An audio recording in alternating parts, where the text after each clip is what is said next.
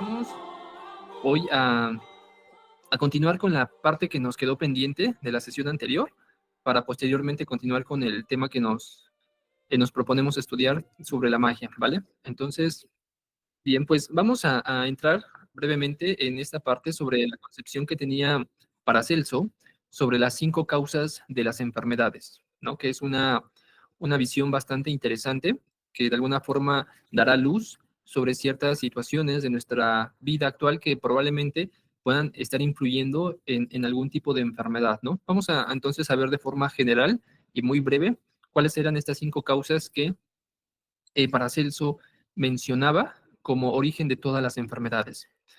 Bien, él identificó 5 causas. La primera era el ens astrale, ens veneni, ens spirituale, ens naturae y ens dei. Estas son las 5 causas, según Paracelso, y estas se vinculan a su vez a 3 sustancias fundamentales, que son la sal, el azufre y el mercurio. Esto representa dentro de esta tradición alquimista, recordemos que Paracelso era alquimista, la sal vendría siendo la materia, el cuerpo físico, el organismo como tal, el azufre vendría siendo esa parte espiritual y el mercurio, la mente. Cuando estos 3 principios entran en un estado de desarmonía, entonces se produce la enfermedad. Aquí existe, en las tradiciones, se habla, por ejemplo, de el Glorian. El Glorian es como el ser inmortal, el ser espiritual, ese principio divino que mora en el interior de cada uno de nosotros, que es en realidad nuestro real ser interior profundo. Y cuando no existe una correcta relación entre esa parte material y esa parte espiritual, pues ese digamos, esa que no, bueno, que no hay esa conexión, entonces se genera ese tipo de desequilibrios energéticos que van repercutiendo en la parte astral, en la parte mental, en la parte energética, y como resultado se manifiestan en la parte física. Por lo tanto, uno de esos principios que nos pueden ayudar a curarnos desde esta perspectiva es estar en armonía con ese ser interior, con nuestro ser espiritual, nuestro Dios particular, ¿no? Que se le llama como Gloria. Cuando existe esa correcta relación y congruencia entre nuestra vida material, nuestros pensamientos, nuestras emociones, nuestras actitudes y nuestro ser, esto nos ayuda de tal forma a prevenir la enfermedad. Pues bien, la primera causa, según Paracelso, es ens astrale, que es aquella que proviene de las estrellas. Para Paracelso, las influencias de los astros y de los planetas afectan directamente la salud y el bienestar de los seres humanos. Esta conexión astral significa que el cuerpo y la mente están constantemente en interacción con las energías cósmicas, que pueden provocar enfermedades cuando hay un desajuste en esta relación.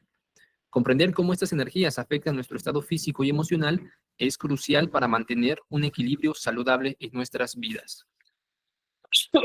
Las energías cósmicas, en este caso nos podemos referir al astral, a esas energías, no solamente de la influencia de los astros, ¿no? Porque se sabe, por ejemplo, hay estudios que mencionan que la influencia, en este caso de la luna, afecta muchísimo a toda la naturaleza de nuestro mundo, a toda la Tierra, y claro está, a toda la vida que habita en la Tierra, como pueden ser animales, plantas y seres humanos. Entonces, esos ciclos de la luna, que conocemos como el menguante, el creciente, luna nueva, luna llena, estos afectan en la psique de las personas y se ha comprobado, por ejemplo, que cuando hay luna llena, cuando hay luna creciente, muchas de las enfermedades mentales, es cuando se potencializan más, ¿no?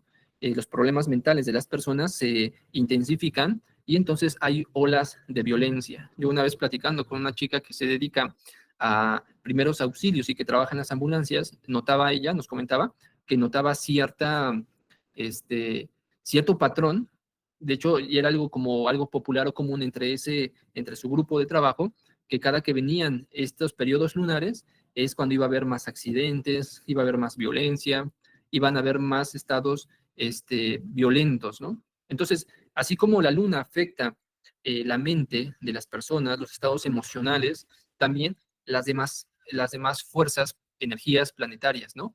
También esto afecta mucho a lo que es nuestro cuerpo. Entonces, debemos nosotros estar siempre en autoobservación, observándonos e ir descubriendo cuáles son esas eh, influencias, ¿no? Que van afectando nuestros estados de ánimo. Bien, luego tenemos la segunda, que es el ens veneni. Según Paracelso, la causa venosa de las enfermedades radica en la presencia de toxinas y sustancias nocivas que afectan al organismo. Es decir, que a través de la ingesta de alimentos, que muchas veces pueden estar no muy saludables, entonces puede generar ese alimento en descomposición problemas en el cuerpo físico, ¿no? Por lo tanto, él promovía la importancia de la purificación y la desintoxicación, ya que las enfermedades no solo son el resultado de un desequilibrio físico, sino que también de la acumulación de venenos que alteran la salud y el bienestar del individuo. Eso es muy interesante, ¿no? Como las toxinas, esas sustancias nocivas, pues van afectando al organismo y es algo que muchas veces nosotros eh, no nos damos cuenta cómo hay ciertos tipos de alimentos que cuando se empiezan a consumir de manera excesiva, si de por sí ya pueden ser dañinos por el tipo de sustancias químicas que traen, cuando eso se lleva una alimentación pues inadecuada, prolongada a lo largo de muchos años, pues esto va repercutiendo en nuestro organismo y nos va enfermando. De tal manera que siempre es importante entonces que nosotros realicemos una desintoxicación. Hay métodos, por ejemplo, que podemos utilizar para desintoxicar el hígado, para desintoxicar los riñones, ¿no? Para desintoxicar ese tracto intestinal, ¿no? O sea, hay técnicas o métodos terapéuticos naturales que nos pueden servir para llegar a limpiar nuestro cuerpo de una forma segura y natural. En espiritual. Paracelso enseña que el alma es una obra divina, mientras que el espíritu es una creación de la voluntad humana, capaz de influir en los demás.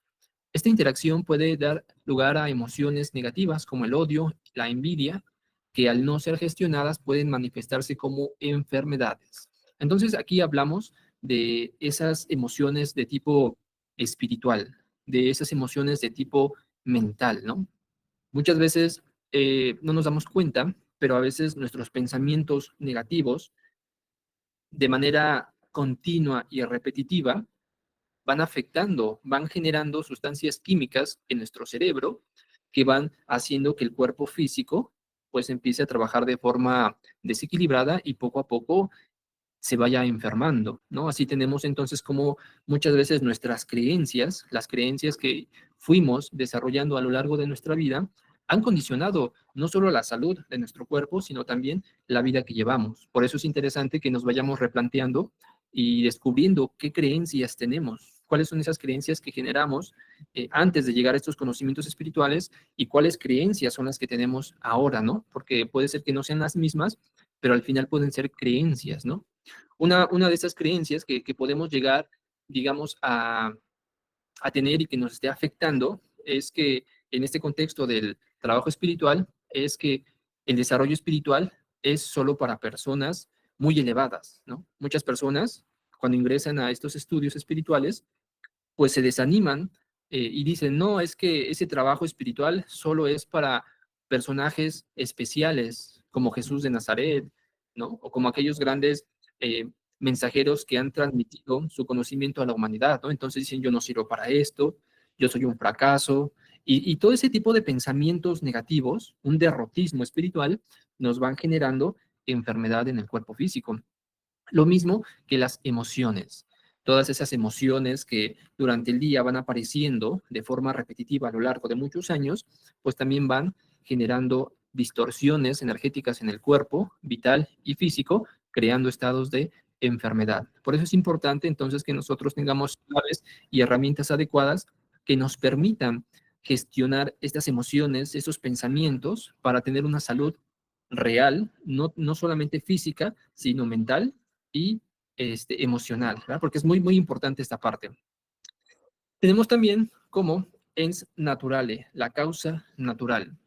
Paracelso describe al cuerpo humano como un microcosmos, donde cada órgano está asociado con un planeta. Por ejemplo, El hígado corresponde a Júpiter, la vesícula biliar a Marte, el corazón a Sol. Estos órganos realizan movimientos planetarios dentro del organismo, ¿no? Desde esta perspectiva alquimista, astrológica también, y cualquier desajuste en su posición puede resultar en enfermedades. Así, el desequilibrio de estas energías planetarias es esencial para la salud. Entonces, muchas veces, volvemos a lo anterior, los órganos de alguna manera tienen un ritmo de trabajo, pero pueden en algún momento ese ritmo alterarse por cuestiones naturales de la vida y empezar a generar enfermedades, ¿no? Es el paso con el tiempo, con el paso del tiempo los órganos se van desgastando, se van atrofiando, entonces hay que darles un mantenimiento, pues, para que estos puedan trabajar en óptimas condiciones. Y luego tenemos Ens Dei, la voluntad divina. Según Paracelso, nos dice que detrás de todas estas enfermedades, pues siempre existe la ley o la voluntad de Dios. Esta voluntad es la que rige el destino de cada individuo, de cada persona.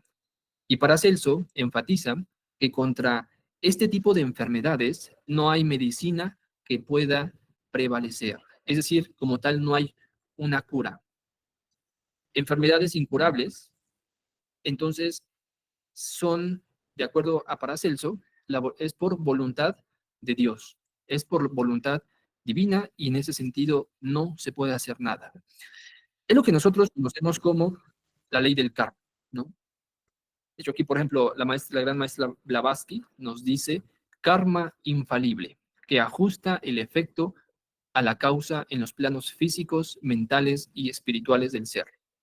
Así como ninguna, hasta las más pequeñas, desde la perturbación cósmica hasta el movimiento de nuestras manos, y del mismo modo que lo semejante produce lo semejante, así también karma es aquella ley invisible y desconocida que se ajusta sabia e inteligente y equitativamente cada efecto a su causa, haciendo remontar esta hasta su producto. Toda acción genera una reacción. Toda causa tiene siempre un origen. Y esta ley debemos entenderla, la ley del karma, no como una ley de castigo, no como una ley de, de dolor o de sufrimiento, sino que es una ley que ajusta proporcionalmente esos desajustes energéticos que se hacen a través de actos, a través de palabras o pensamientos. Todo acto que nosotros hagamos siempre va a tener una, una consecuencia. Y esa consecuencia es el karma, es el fruto de la acción. Por tal motivo, karma también significa eso, fruto de la acción, lo que nosotros cosechamos. Lo que nosotros hagamos, evidentemente que siempre tendrá un karma, una consecuencia, ya sea buena o mala. Por lo tanto, karma no es sinónimo de castigo, más bien es sinónimo de equilibrio. Todo lo que hagamos siempre tendrá una consecuencia. Por lo tanto, muchas enfermedades, uno se preguntará, por ejemplo, ¿por qué hay personas, por qué hay bebés, ¿no? Que nacen muchas veces con problemas de salud desde nacimiento, ¿no? Sí, niños ciegos, bebés con algún tipo de, algún síndrome, con problemas, deformaciones de su cuerpo, ¿no? O sea, que son obviamente a simple vista, pues lamentables, ¿no? Y luego vivir toda la vida con esas condiciones físicas, pues sí es muy, muy terrible. Sin embargo, tras esas acciones o tras ese resultado que nosotros vemos de manera simple, se encuentran estas leyes inteligentes que van ajustando, que van corrigiendo los desajustes que se hicieron en vidas pasadas, ¿no? Entonces, tristemente, pues, o no tristemente, sino así es la ley, que le va dando a cada quien lo que le corresponde. Porque hay personas que nacen en la pobreza, porque hay personas que nacen en la riqueza, porque hay gente que nace en países, por ejemplo, como en África, donde la gente no tiene que comer, ¿no? Donde se mueren de hambre. Y como hay gente o personas que nacen en países como Canadá, como Suiza, por ejemplo, donde económicamente pues viven mejor que muchos países, ¿no? ¿Será que el gran espíritu o eso que llamamos Dios tiene pues un favoritismo hacia unos y hacia otros, por su raza, por lo que sea, los condena? No, simplemente es una ley que va ajustando. Entonces, hay enfermedades que evidentemente son kármicas, es decir, son el resultado de nuestras acciones de vidas pasadas. Y ante esas circunstancias, muchas veces los tratamientos que se dan no funcionan, no sirven. ¿Qué hay que hacer? ¿Hay alguna solución? Bueno, claro que sí. El maestro Samuel Umbeor nos dice que una forma de equilibrar la balanza hacia nuestro favor es combatiendo con la misma balanza. Es decir, modificando las causas que originaron esta reacción. ¿Y cómo se puede hacer? Ayudando a la humanidad, definitivamente. Haciendo buenas obras de manera desinteresada y de forma consciente, nosotros vamos equilibrando el desajuste de la balanza, el desajuste de esta ley. Incluso se pueden hacer, digamos, pactos con la ley. No me voy a extender mucho, ya con esto cierro porque es muy interesante esta parte. Así como nosotros cuando aquí en el mundo material llegamos a tener una deuda que a veces ya no se puede pagar o nos cuesta pagar y nos vamos atrasando y nos va generando interés y sentimos una carga, pues bien, muchas veces, ¿qué hacemos? Pues vamos ante el que le debemos, hablamos y le decimos, mira, yo sé que te debo, no estoy tranquilo, no me siento bien, ¿qué te parece? Vamos a hacer un acuerdo, ¿tú qué me propones? Y negociamos y nos comprometemos a pagar cierta cantidad por un periodo prolongado de tiempo, ¿sí? Que nos va a hacer que esa deuda que tengamos pues sea más llevadera, ¿no? Y por lo menos ese estado de presión o de estrés emocional o de preocupación pues se desaparece, porque se llegó a un acuerdo, ¿no? Lo mismo sucede con la ley del karma. Hay principios inteligentes que rigen estas leyes y yo puedo hacer un compromiso con estos seres del karma para generar una especie de negocio, de pacto, ¿sí? Para saldar mis deudas, ¿no? Pero al final, fíjense, esta ley solo nos da lo que nos corresponde. No más, no menos. Solo lo que debemos o lo que tenemos que saldar, ¿no? Y al que le deben, le cobran. O sea, el que debe, debe de pagar. Y al que le deben, la ley le paga. Entonces, es muy interesante esta ley.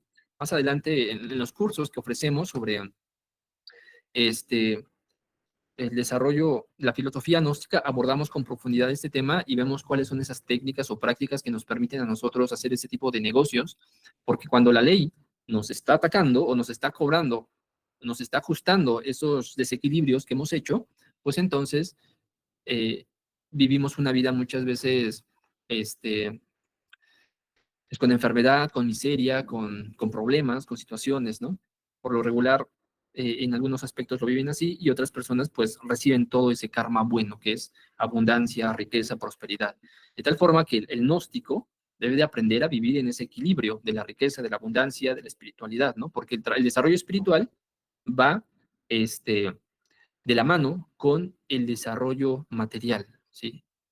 Pues bien, aquí concluimos con esta presentación de la Vamos a entrar anterior. Ahora con el estudio de esta parte de la magia. Porque recuerden, nuestro curso es botánica oculta y magia elemental.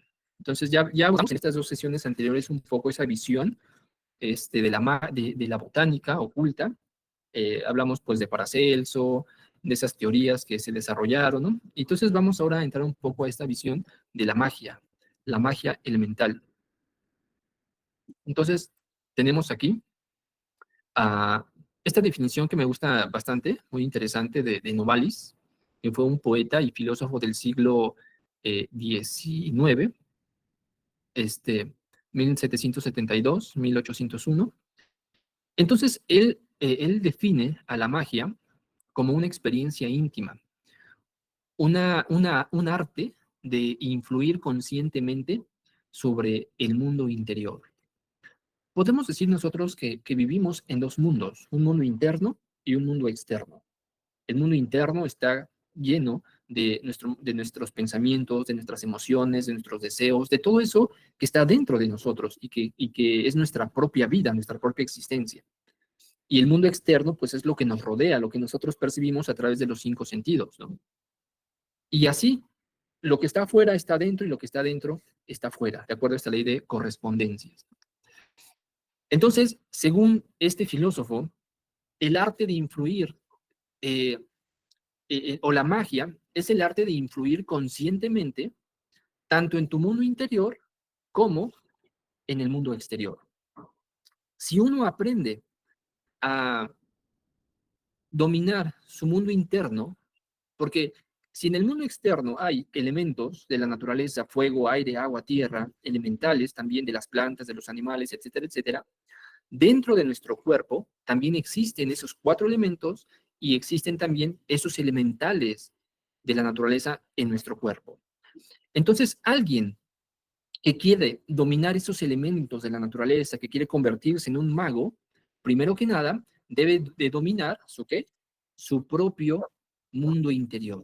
Debe poder controlar, manejar, transformar sus emociones negativas en positivas, sus pensamientos negativos, destructivos, en pensamientos positivos y constructivos, ¿no?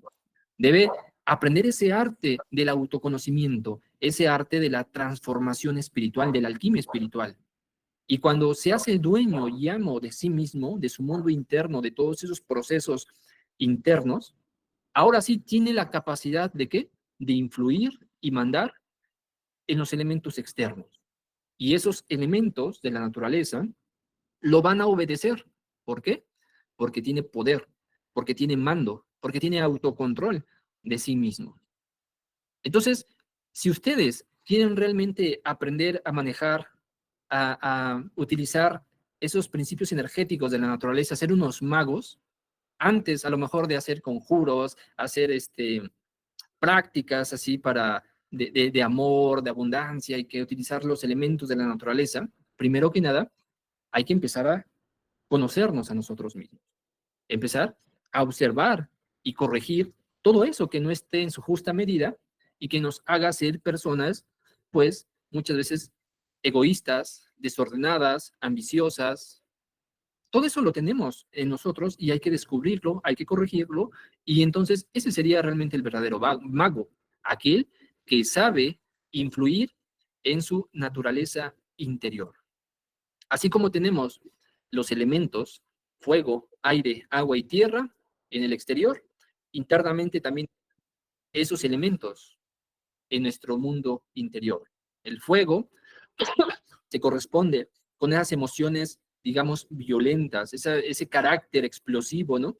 Que muchas veces aflora en circunstancias de la vida, a veces tan insignificantes que ¡pum! Sale, nos incendiamos, ¿no? Y a veces somos capaces de humillar, de maldecir, de gritar, de murmurar, ¿no? Etcétera, etcétera. Es un fuego explosivo, es un fuego destructivo, porque el fuego o bien lo podemos utilizar para construir, para crear, como bien lo podemos utilizar para destruir, ¿no? De forma violenta.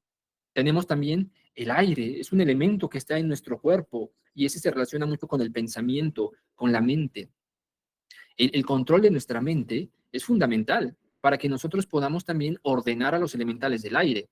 Cuando una persona no es capaz de controlar su mente, cuando se le dificulta dejar su mente en silencio, en quietud y silencio, entonces si no lo logra, los elementales de la naturaleza, del aire, los silfos y sílfides, no lo van a obedecer, ¿no? Es como aquella persona que le dice, a ver, necesito que me hagas esto, esto y esto, y quiero que lo hagas a la perfección, pero el que ordena no sabe hacerlo, no sabe ni cómo se hace, ni qué herramientas se utilizan, o sea, es ignorante en el tema, pero sí exige a los demás que lo hagan. A veces, ¿con qué autoridad lo está ordenando? Pues lo mismo sucede aquí con esos elementales externos. Tenemos un principio elemental relacionado con el agua y que tiene que ver con todos esos líquidos que, que circulan por todo nuestro cuerpo. Y hay un líquido muy especial que es el que genera la vida. Es el líquido que decía justamente Paracelso, el ens seminis, la entidad seminal. Esta energía creadora que tiene tanto el hombre como la mujer, esta genera muchas veces caos, digamos, tormentas en nuestro mundo interno cuando no se utiliza correctamente o no se sabe darle una dirección adecuada, ¿no? Entonces, el mal uso de estas energías vitales, de esas aguas sagradas, entonces, si no las sabemos utilizar, tampoco podremos mandar a las ondinas sin heridas del agua. Lo mismo sucede con los elementales de la tierra, que esos gnomos y pigmeos que están en nuestro interior son los que manejan nuestros músculos, nuestros huesos, pero si vivimos muchas veces una vida perezosa, una vida muy sedentaria, donde no queremos entrar en actividad, ¿no? Todo eso, de cierta forma, pues nos impide ser unos magos. Tenemos, por lo tanto, que aprender a dominar nuestros elementales internos, nuestros elementos internos, a ordenarlos, a mandarlos, a que seamos dueños, digamos, de nuestro cuerpo con voluntad, con conciencia, y ahora sí con voluntad y conciencia podremos mandar y ordenar a los elementos del mundo externo. Por eso la magia, desde esta perspectiva, se convierte en un proceso de autoconocimiento, de transformación interior. Y la magia entonces es el resultado de esa transformación interior. Si no, de lo contrario, se puede desviar por un sentido opuesto, que ahorita vamos a ver cómo es esto, ¿no? Pues bien, el concepto de magia, inspirada en Hermes Trismegisto, la magia hermética, postula que el universo es un reflejo de principios divinos y que el ser humano puede interactuar con ellos mediante el conocimiento y la voluntad. Lo que decíamos, el principio de lo que está arriba es como lo que está abajo, lo que está afuera, como lo que está adentro, ¿no? Es el principio de correspondencia que existe entre el cosmos y el hombre, entre lo externo y lo interno. Entonces, esta práctica, lo que decíamos, busca la autotransformación y la sabiduría, conectando el desarrollo espiritual con la comprensión profunda de las leyes cósmicas y naturales. Aquí vamos un poquito, se lo voy a pasar rápido, y lo van a poder ustedes ver, cómo la magia ha estado presente siempre en las distintas civilizaciones, porque ha sido una parte muy importante de su cultura y de cómo poder entender el cosmos, el universo y en sí la vida, ¿no? Entonces aquí vamos viendo cómo se ha ido desarrollando a lo largo del tiempo en las diferentes culturas, tanto de África, de China, de Europa, de América, este concepto de la magia. Han habido muchos magos influyentes, muchos, aquí solo mencionamos uno, Hermes Trismegisto, Paracelso, que ya lo vimos, John Dee, Agripa, que es el que vamos a ver un poquito más adelante, Eliphas Levi. Estos han sido algunos de los magos que son muy reconocidos. Aquí tenemos la imagen de Eliphas Levi, fue un mago del siglo XIX, ¿sí? Del siglo XIX, eh, él retoma mucho de lo que dijeron, por ejemplo, Paracelso o Agripa, ¿no? Realmente mucha información de ellos, de lo que decía el abad Tritemius también, lo retoma y genera un libro que aquellos que quieran conocer un poco más de esto se llama Dogma y Ritual de la Alta Magia. Son 2 volúmenes y ahí él pues explica muchos aspectos de la magia, de la teología cristiana, de la cábala. Realmente es muy, muy interesante y muy difícil a veces de entender, pero pueden descargarlo. En línea están sus libros de Eliphas Levi. Y bueno, ya en nuestra época llegamos a un gran maestro gnóstico, que es Samael Aun Weor. Él nace en el siglo XX, principios del siglo XX, y muere en México en la década de los 70. Entonces, él, en su obra, enfatiza el autoconocimiento y la transformación interior como claves para el crecimiento espiritual. Fíjense, enfatiza el autoconocimiento como base primordial de todo el desarrollo mágico y espiritual, ¿no?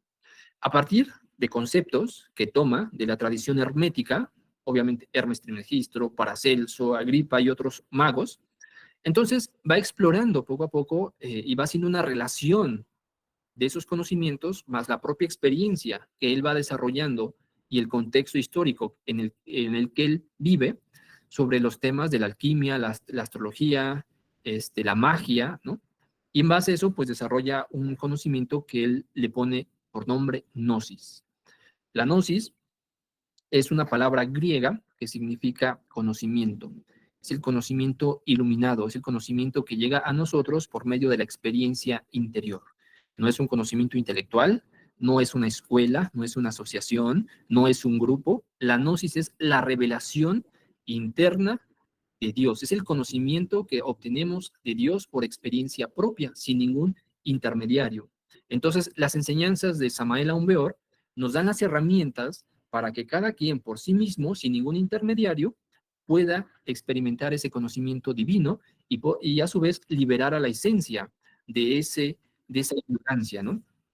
Y como vemos, pues este conocimiento que él desarrolla, esa visión, esa filosofía gnóstica moderna, pues ha impactado en las sociedades modernas y ha sido uno de los movimientos espirituales con más fuerza y expansión en el siglo pasado y también en este siglo, ¿no? Realmente Samael Aun Weor logró, este gran maestro hizo que el conocimiento esotérico que estaba muchas veces solamente para grupos, eh, selectos como Rosacruces, masones, teósofos, él lo hace más accesible a toda la comunidad, a todas las personas que buscan esos o que tienen esos anhelos espirituales, ¿no? Entonces, su legado ha inspirado a numerosos seguidores y ha contribuido al resurgimiento del interés por la espiritualidad esotérica en el mundo moderno.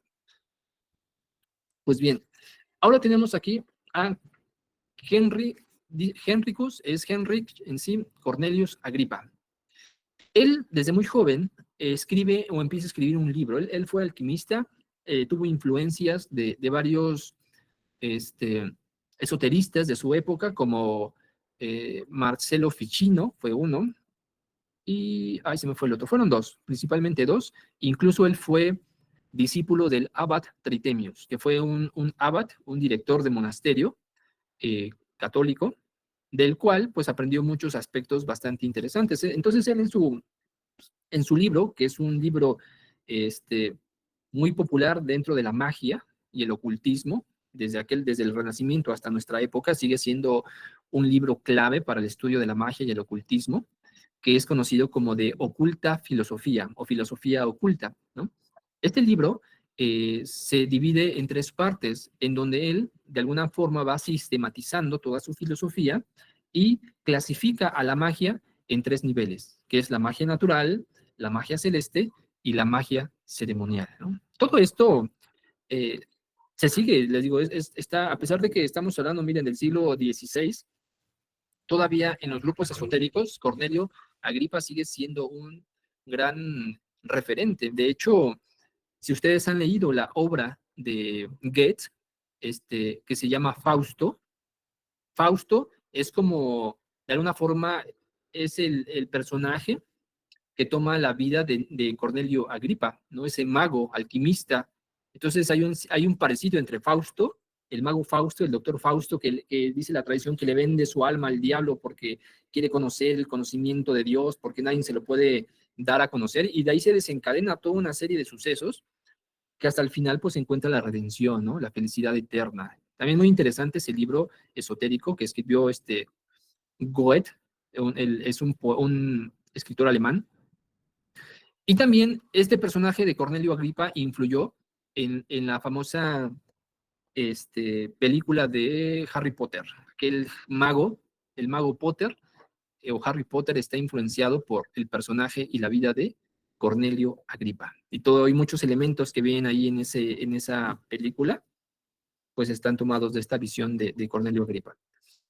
Entonces, Cornelio Agripa nos decía que existen tres mundos: el elemental, el celeste o intelectual, intelectual o espiritual. Y cada uno de estos mundos influye uno sobre el otro. Es decir, que el mundo más inferior está influenciado por el superior o el intermedio, y a su vez por el que está arriba. Entonces, mediante el conocimiento de cada mundo, nosotros podemos acercarnos primero al mundo natural, posteriormente al mundo celeste, y de ahí conectar con la parte espiritual y así conocer el origen de la naturaleza, el origen de Dios, etcétera, etcétera. ¿Cómo? Pues mediante procesos, prácticas, principios astrológicos, prácticas ceremoniales, etcétera, etcétera, las matemáticas, el estudio de la física. Recordemos que decíamos que en esa época es cuando estaba acrecentándose más esta cuestión del razonamiento, ¿no? Y la parte del conocimiento empírico estaba quedando un poco de lado, lo que era la magia, la filosofía, que hasta ese entonces era lo que predominaba. Cuando empiezan a surgir los nuevos pensadores, filósofos del Renacimiento, muchos, entonces toman como bandera el razonamiento.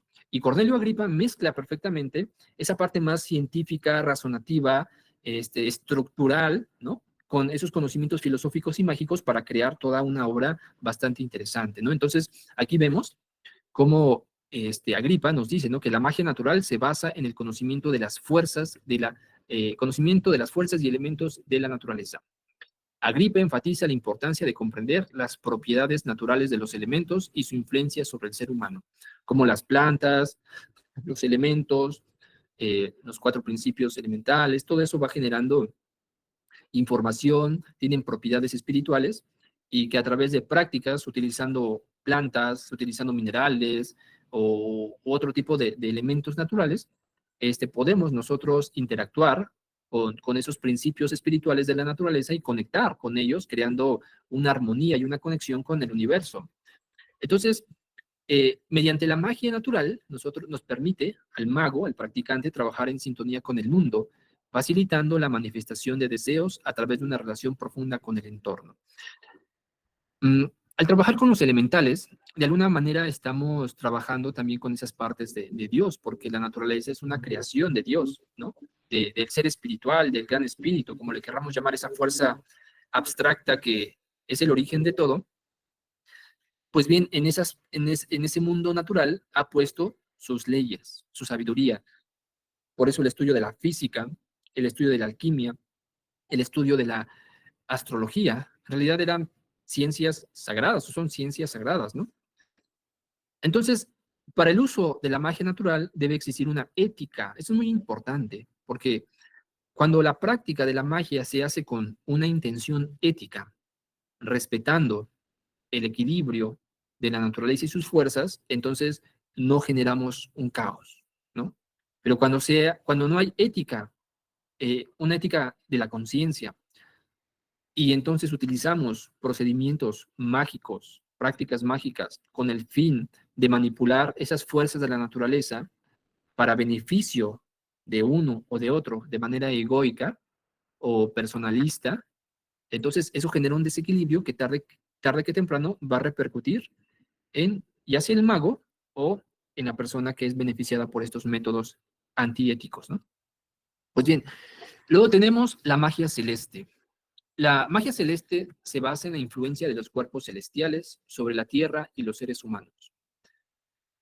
Principios fundamentales, según Agripa, los astros y sus composiciones impactan la vida en el planeta y comprender esta relación permite un uso efectivo de su poder. Prácticas, utiliza la astrología y el estudio de los movimientos celestiales para potenciar rituales y prácticas mágicas.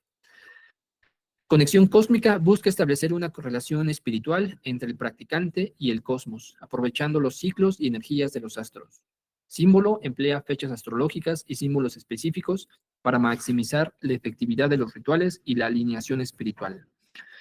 Por ejemplo, aquí en esta parte, nosotros hay prácticas que podemos realizar con los signos del zodiaco, ¿no? Yo les aconsejo, si quieren adentrarse un poco más en esto, que estudien dos libros que curiosamente llevan el mismo nombre. Curso Zodiacal. Uno escrito por el doctor Arnoldo Krumheller, maestro huiracocha. Él fue el fundador de la Fraternidad Rosacruz Antigua en Colombia. Y otro con el mismo título, que es Curso Zodiacal, de Samael Aumbeor. En esos dos libros se complementan bastante sus enseñanzas y nos enseñan prácticas de cómo conectarnos con las influencias de los astros o del zodiaco. Hay prácticas zodiacales que nos permiten utilizar esas fuerzas para un desarrollo espiritual y material. También los planetas ejercen una atracción poderosa, atracción y además generan energía que llega a la Tierra y debemos entender que los mundos o los planetas son como el cuerpo de un ente espiritual. Esos espíritus planetarios que habitan los mundos se les conoce como logos planetarios. El verbo, la palabra, el creador de esos mundos.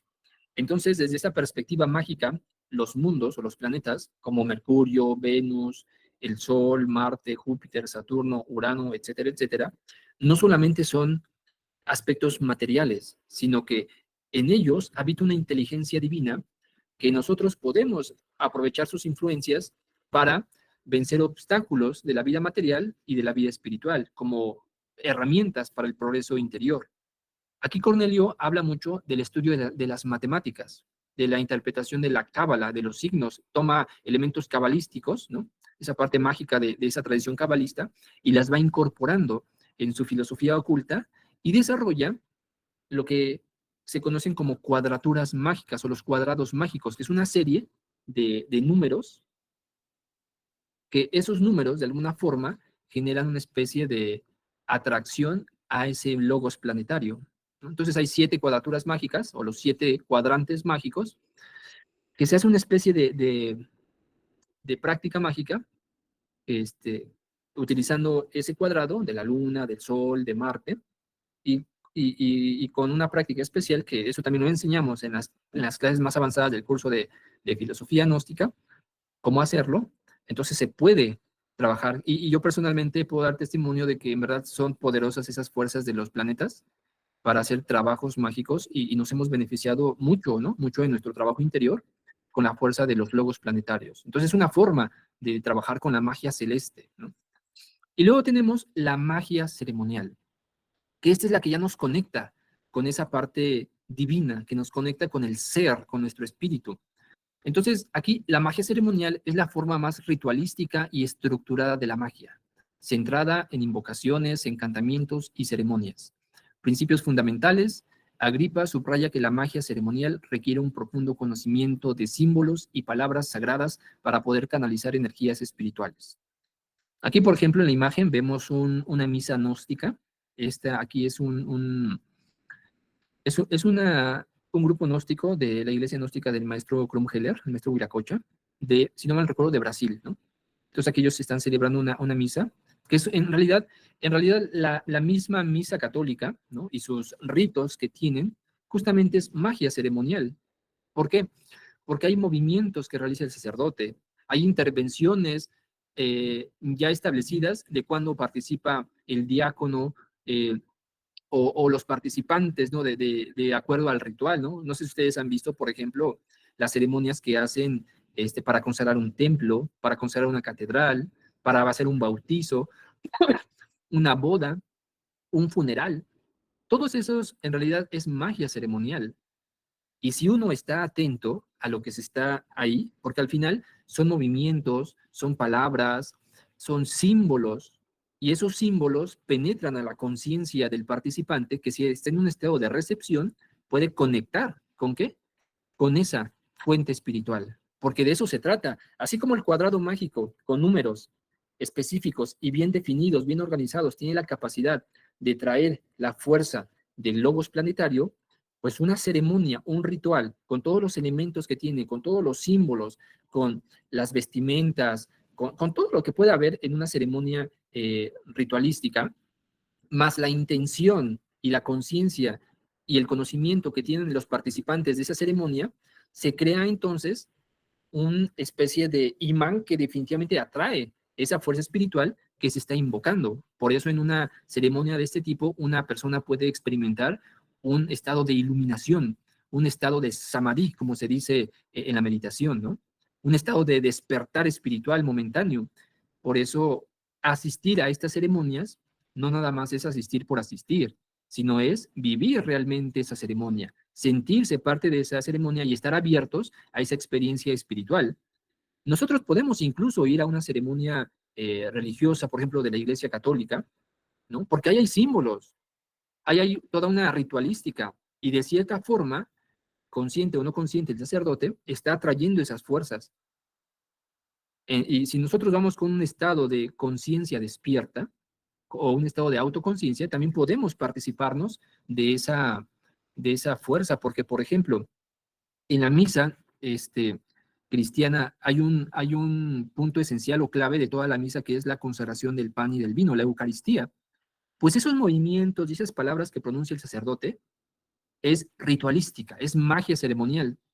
Y lo que se hace aquí es que se abre un canal, digamos, ¿cómo le podríamos llamar? Tetradimensional, ¿no?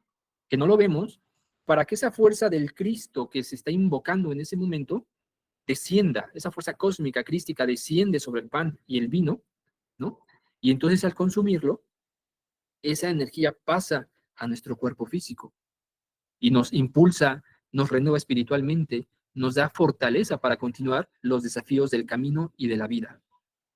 Por eso yo he aprendido a respetar toda forma religiosa. Antes sí era muy criticón y decía, es que son iglesias fracasadas, es que hay que beber de luz, pero no, no es lo que hay ahí, sino tú, en qué estado de la conciencia vas. Si nada más vas a criticar, si nada más va uno a juzgar, pues entonces es lo que uno va a recibir, ¿no? Pero si vas con ese estado de apertura interior, puedes realmente tener una experiencia en esos lugares, ¿no?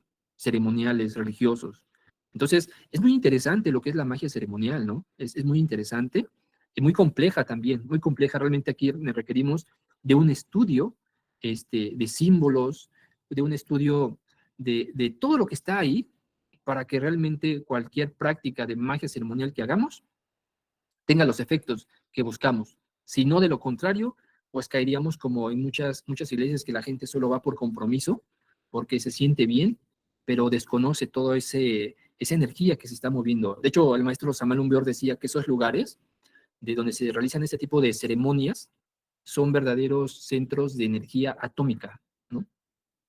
O sea, son como plantas nucleares, porque se trabaja con energías que vienen desde el mundo espiritual, ¿no? Que va descendiendo por el mundo átmico, por el mundo causal, astral, mental, energético o vital, y llegan a la parte física. Esto es muy, muy interesante. Entonces, fíjense, todo esto Cornelio lo conocía y de alguna forma lo explicaba. Por eso es muy interesante. Yo los invito a que puedan leer esta obra, ¿no? Pues bien, entonces aquí era su visión, ¿no? Su triple visión: magia natural, magia celeste y magia ceremonial. Y también aceptaba que existía dos formas de utilizar la magia. Una es la magia blanca, que es la práctica orientada hacia el bien. O sea, todo lo que vimos anteriormente, magia celeste, magia natural, magia ceremonial, todo eso orientado hacia el bien, la armonía y el servicio. Busca beneficios espirituales, materiales, sin causar daños a otros, ¿no? Empleando las fuerzas de la naturaleza y la espiritualidad para objetivos positivos y éticos, ¿no? O sea, cualquier acto de magia que hagamos nosotros que tenga esas características, la armonía, el servicio hacia los demás, sin dañar a nadie, sin maldecir nada, sino todo enfocado con un desarrollo interior y espiritual para un beneficio interior, magia blanca, ¿no? Pero también está la magia negra. Por el contrario, en este tipo de magia se utilizan las mismas fuerzas, o sea, es exactamente lo mismo, pero la intención es destructiva, es egoísta, en contra de la ética y la armonía universal. Entonces, Agripa advertía sobre el uso y los peligros de la magia negra, porque esto puede desencadenar desequilibrios en el espíritu de la persona, es decir, en su ser interior, y atraer consecuencias negativas. Por eso, pues hablan de posesos, ¿no? Que hoy en la televisión, pues, o en los medios, hace algunos años, pues, en las películas ponían que magia, pues, era cosas del demonio, del diablo, de posesos, de brujas y todo eso, ¿no? Pero debemos entender que desde ese concepto, pues, hay dos formas de utilizar la magia. No hay como tal que la blanca, perdón, no hay como tal que la amarilla, desde esta visión de Agripa, ¿no? Solo dos, blanca y negra. Que si es roja, que para el amor, y que a ver, vamos a ponerle una fotito y ponerle un listoncito rojo, ¿verdad? Para que venga el amor que tanto quieres, porque es para bien de ellos. Al final eso es magia negra. ¿Por qué? Porque se está violando el libre albedrío de las demás personas. A veces por ley, esas personas no deben de estar juntas, ¿no? Pero a través de estos principios mágicos se forza a esta persona contra su voluntad a vincularse amorosamente con esta persona, y los resultados son muchas veces catastróficos. Entonces, solo hay dos desde esa perspectiva: blanca o negra. Y ya si alguien pues, le quiere poner otro matiz, pues bueno, ya podría ustedes tomar como referencia cuál es, ¿no? O la blanca o la negra. La magia para Agripa es, por tanto, un camino de responsabilidad. El practicante debe buscar siempre la sabiduría y el respeto hacia las leyes divinas y naturales en el uso de este conocimiento. Porque al final volvemos a lo mismo. La magia es un camino de autoconocimiento, un camino de desarrollo espiritual, un camino de reconexión con nuestro ser, ¿no? Y cuando hacemos todo lo contrario, pues evidentemente entonces que estamos desvinculándonos de nuestro ser, estamos creando desequilibrios en la naturaleza, y todo eso obviamente tendrá siempre repercusiones negativas, ¿no? Aterrizando un poco más, ¿no? Los elementales de la naturaleza y el intercesor elemental.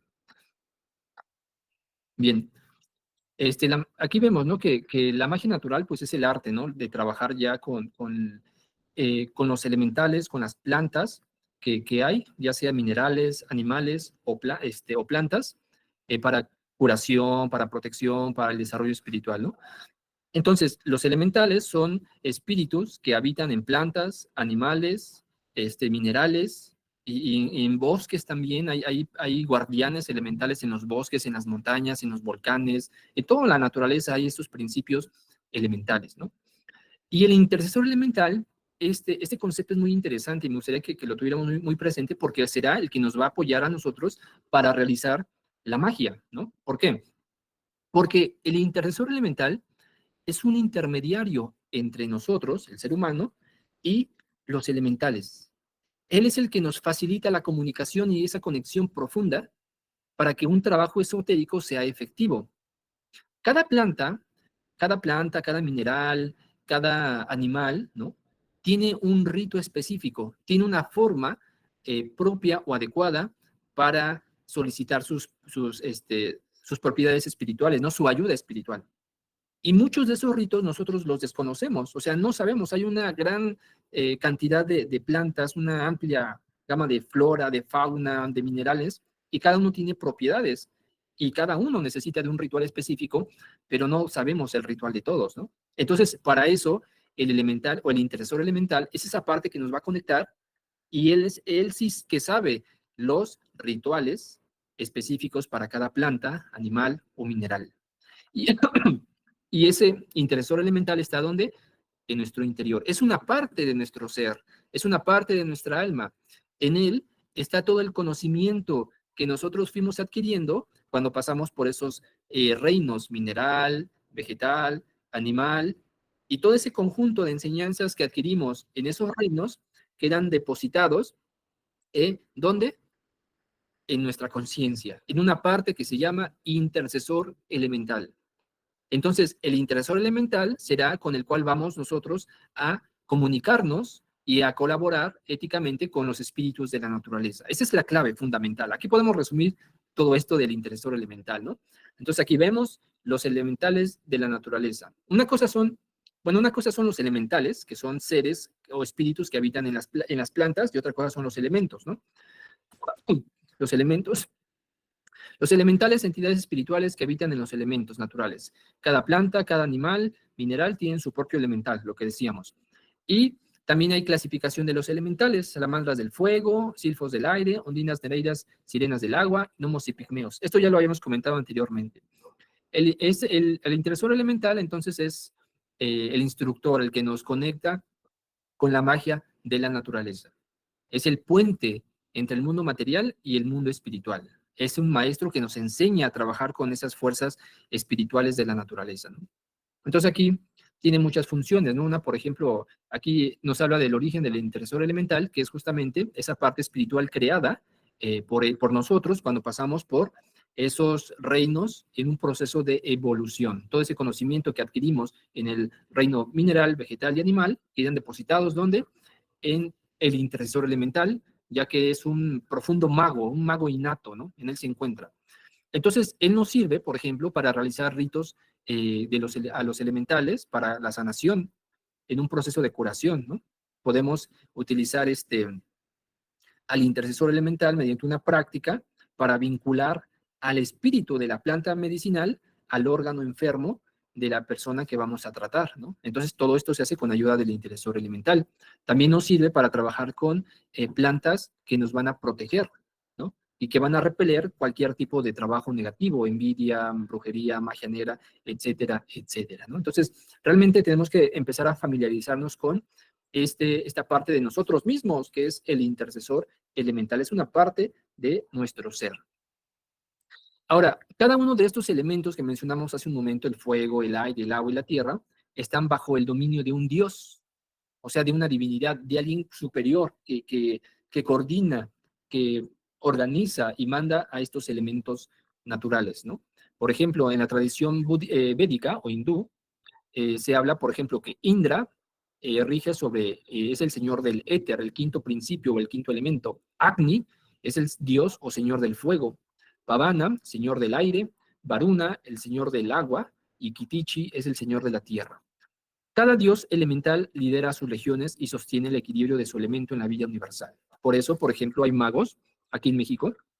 Bueno, yo supongo que en todos los lugares del mundo siempre ha de haber ese tipo de magos, chamanes. Aquí había algunos que le llamaban como los tiemperos, que eran personas que tenían la capacidad de hacer llover.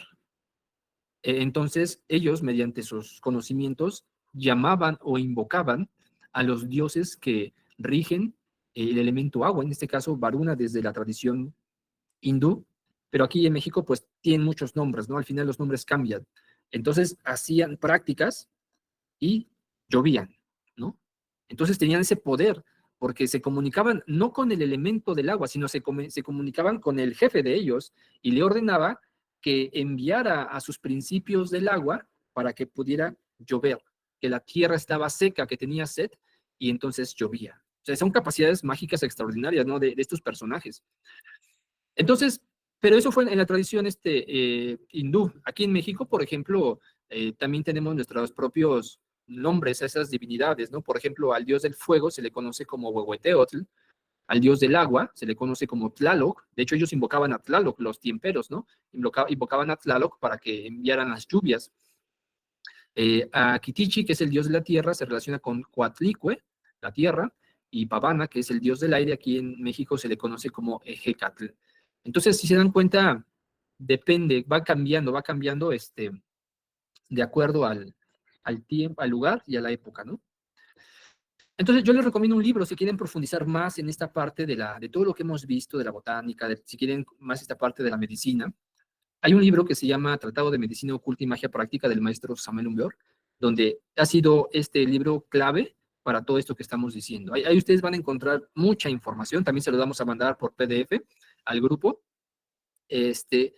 Pero sí lo que me gustaría hacer una observación que en este libro vienen muchos remedios naturales, muchas formas de cómo preparar infusiones, tés, pero antes de consumirlos, por favor, siempre busquen una asesoría de alguien que conozca, que sepa, que tenga más experiencia en estos preparados, porque luego las plantas que él menciona en este libro no son las mismas o tienen el mismo nombre en países diferentes, podemos confundirnos y hacer una preparación equivocada y eso puede ser muy perjudicial, ¿no?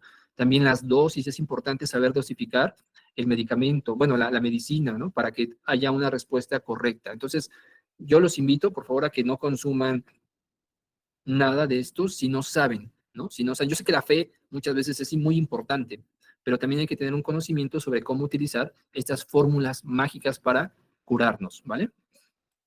Y bueno, ya vamos a ir finalizando con esto, el totemismo, que es, en este caso, cada elemento en la naturaleza posee vida y conciencia propia.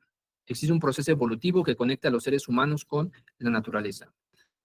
De alguna forma, la conciencia, nuestra esencia, al ir pasando por los diferentes reinos de la naturaleza en ese proceso de evolución, muchas veces se dice desde esta perspectiva que va creando amistades, vínculos energéticos con otras almas o con un grupo en particular, ya sea de una planta, ya sea de un animal o ya sea de una roca incluso, ¿no? Con un principio espiritual de estos elementos. Y es un vínculo que nos va conectando y nos va acompañando hasta llegar al ser humano. Entonces, desde esta perspectiva, todos tenemos un tótem, tenemos una conexión con un ser espiritual de la naturaleza. Hay pueblos, por ejemplo, que tienen su tótem, su guardián del pueblo, ¿no? También se le puede, algo parecido como lo que son los santos patrones de los pueblos, ¿no? Que San Juditas Tadeo, San Francisco, San Miguel, Arcángel, o sea, todos, San Gabriel, ¿no? Que cada que llega a esas fiestas, el pueblo les hace su fiesta, la fiesta patronal, para pedir abundancia, para pedir seguridad, para pedir prosperidad, y realmente esa fuerza espiritual los protege y les da lo que piden, ¿no? Pues algo similar, todos nosotros tenemos un tótem que es un ser espiritual de la naturaleza al cual estamos nosotros vinculados. Los bosques también tienen guardianes o seres espirituales, por eso es importante que empecemos a hacer esa conexión y ese respeto hacia la naturaleza. Cada que vayamos a un bosque, cada que entremos a la selva, cada que entremos a un lugar sagrado, pues siempre es importante pedir permiso y entrar con respeto, ¿no? Es porque estamos de visitantes y vamos ahora sí como cuando llegamos a visitar a un amigo, ¿no? Entramos con mucho respeto, saludamos, agradecemos, etcétera, etcétera. Pues es lo mismo con la naturaleza. Hay lugares sagrados, que bosques, en sí todo es sagrado en la naturaleza. Entonces siempre hay que referirnos a ella con mucho respeto, cuidando sus plantas. ¿Por qué? Porque nosotros cuando entramos al bosque, esa conciencia de la madre naturaleza y los seres que lo pueblan, inmediatamente saben, reconocen la presencia del ser humano, los animales, las plantas, los insectos, o sea, todo prácticamente saben que alguien está ahí. Entonces nosotros, ¿qué hay que hacer? Entrar con permiso. Entro aquí a este lugar con permiso, vengo a recrearme, no vengo a dañar, no vengo a maltratar, quiero entrar en paz y quiero salir en paz. No me voy a llevar nada, a menos que obviamente pida permiso, ¿no? Pero de ahí en fuera no destruyo, no robo, sino que simplemente pues voy como en tranquilidad a conectar con la naturaleza, ¿no? Entonces esa intención se conecta con los entes espirituales de ese lugar, con las energías, y es claro que nuestro recorrido será muy placentero. Entonces, ¿quieren ustedes saber cuál es su tótem? Pueden pedirlo en un sueño. Pedir en un sueño cuál es el tótem que tienen, cuál es ese principio espiritual que los ha acompañado, ¿no? Y verán que les va a dar resultados. Puede ser un águila, puede ser un león, puede ser un caballo, puede ser cualquier otro animal o cualquier planta, ¿no? Entonces, eso tendrá mucha relación también con sus características psicológicas que puedan ustedes tener, o la atracción hacia algún animal o hacia alguna planta en particular, ¿no? También puede ser por ahí. Y bueno, eh, todos estos dioses elementales de la naturaleza, todo lo que son los elementales, pues están bajo la supervisión de la diosa madre del mundo, que es la madre naturaleza, una entidad cósmica espiritual que mantiene en armonía todo nuestro mundo, en ese mundo energético y físico. Entonces, tenemos que aprender a respetar, a venerar a nuestra madre naturaleza. El mago, por lo tanto, es aquel que sabe conectar, respetar las leyes de la naturaleza, ¿no? No es alguien que destruye, es alguien que está en completa armonía. Realmente la madre naturaleza es, pues sí, eso, nuestra madre, la que nos cuida, la que nos protege, la que nos da alimento. Entonces hay que también nosotros devolverle eso con amor y con respeto. Siempre es importante también, antes de cualquier práctica mágica, pedirle permiso a la madre naturaleza, a nuestra madre natura espiritual, para hacer ese trabajo con los elementales. Y bueno, esto ustedes ya lo leen ahora que les envío la diapositiva, y bueno, así es como terminamos con esta presentación. Espero que, pues que